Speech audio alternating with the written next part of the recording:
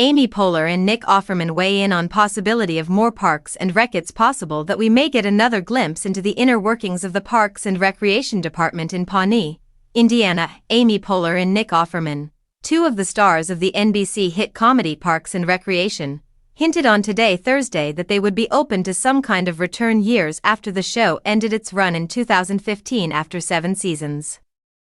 "I feel like Nick and I are probably the most eager and willing to do anything," Poehler told Savannah Guthrie and Hoda Kotb. "We don't know how to play it cool, so yeah, we'll do it anytime. Call me," Offerman said. "Yeah, anytime we can get back in that boat. I love boats, I love fishing, let's do it."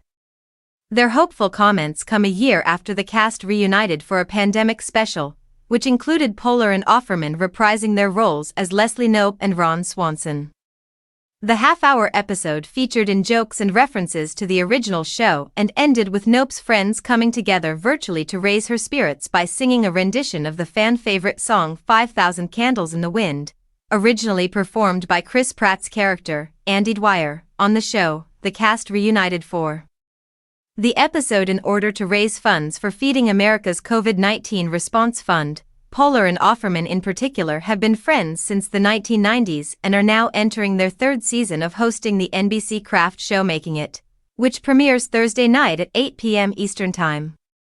"I had an amazing first impression of Nick because he was doing a play at the time, because Nick used to do a ton of kind of off-Broadway Chicago theater," Poehler said about their first meeting.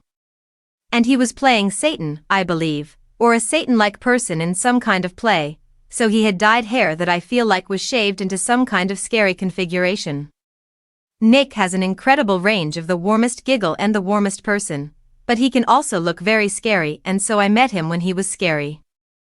I approached him slowly, and we became friends."